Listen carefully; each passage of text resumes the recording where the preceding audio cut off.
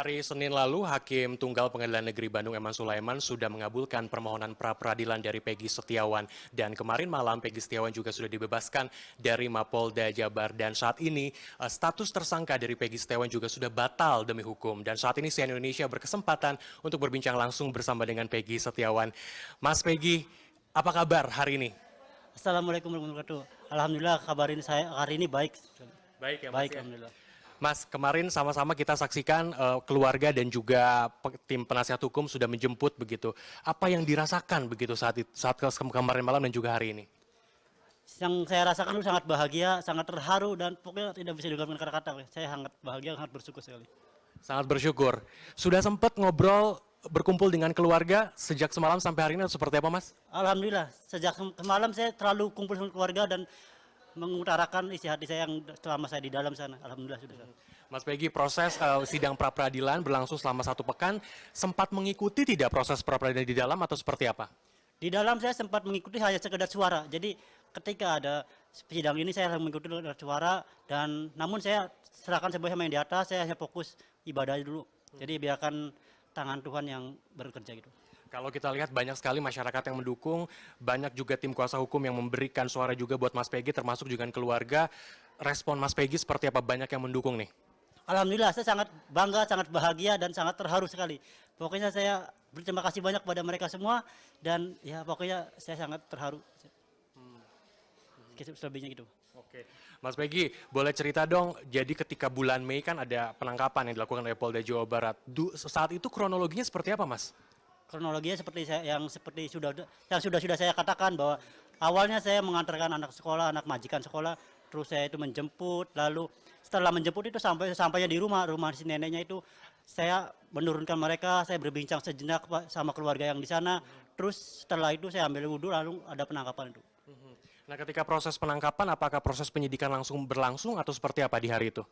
Itu langsung penyidikan sampai pagi sekitar jam 4-an, jam 4 pagi saya diberi istirahat cuman 1 jam lebih atau 2 jam itu, selebihnya pagi-pagi langsung BAP lagi sampai malam. Masih ingat tidak apa yang menjadi pokok-pokok pertanyaan dari penyidik yang waktu itu disampaikan dan apa statement pertahanan dari Mas Peggy saat itu? Ya yang saya ingat intinya mereka masih menyudutkan saya bahwa saya pelaku pembunuhan, bahwa saya kenal tidak sama pelaku yang udah ditangkap ini. Intinya kurang lebih seperti itu dan saya menyangkal bahwa karena saya memang dalam pribadi saya merasa tidak bersalah, tidak merasa melakukan kejahatan seperti itu, ya saya bicara sesuai dengan fakta, sesuai dengan apa yang saya tahu, apa yang saya rasakan seperti itu. Kita ingat betul ketika rilis yang kemudian dilakukan oleh Polda, Mas Peggy dihadirkan. Di akhir rilis, Mas Peggy berteriak atau memberikan suara, saya tidak bersalah, bukan saya pelakunya. Itu aksi spontan atau seperti apa? Itu benar-benar aksi spontan saya sama sekali tidak pernah merencanakan apapun, karena itu murni dari hati, lubuk hati saya yang paling dalam, karena saya mikir gini, mereka boleh mempermainkan saya, tapi jangan sampai keluarga saya, gitu. Oke, setelah Mas Peggy berbicara, bukan saya pelakunya, kan kemudian dibawa oleh pihak kepolisian, ada intimidasi yang kemudian dilakukan atau seperti apa Mas, di dalam pada saat itu? Setelah saya dibawa masuk, alhamdulillah tidak ada sama sekali intimidasi, mereka ya berkata halus dan selebihnya alhamdulillah nggak ada apa-apa. Tidak ada intimidasi apapun ya? Oke, Mas Peggy, kemudian menjadi penting nih Mas, kan sudah dibuktikan dalam persidangan bahwa Mas Peggy kan bukan yang menjadi tersangka. Ada tidak yang disampaikan kepada Polda? Artinya kan Polda kan error in persona, salah tangkap begitu. Apa yang ingin disampaikan? Ya saya sampaikan terima kasih banyak buat kejadian ini, saya jadikan sebagai pembelajaran untuk bisa menjadi pribadi yang jauh lebih baik, dan selebihnya untuk kedepannya semoga pihak Polri itu bisa lebih berhati-hati dalam menyergakan status tersangka seseorang, dan semoga ini menjadi pembelajaran untuk institusi Polri untuk bisa lebih baik lagi untuk depannya seperti itu. Sudah berkomunikasi tidak dengan penasehat hukum, kira-kira langkah hukum ke depannya akan seperti apa? Karena kita tahu secara formil dan juga material Mas Peggy dirugikan dong. Kira-kira ada langkah strategi selanjutnya tidak yang dilakukan? Sejauh ini saya belum ngobrol, tapi saya serahkan semuanya pada pihak kuasa hukum biar mereka yang bicara, saya tidak bisa bicara. Oke. Yang kemudian menjadi penting adalah sosok Aep yang sempat mengatakan bahwa pernah melihat dan lain sebagainya. Apa yang ingin disampaikan kepada Aep, Mas Peggy? Ya, untuk Aep menarik nih.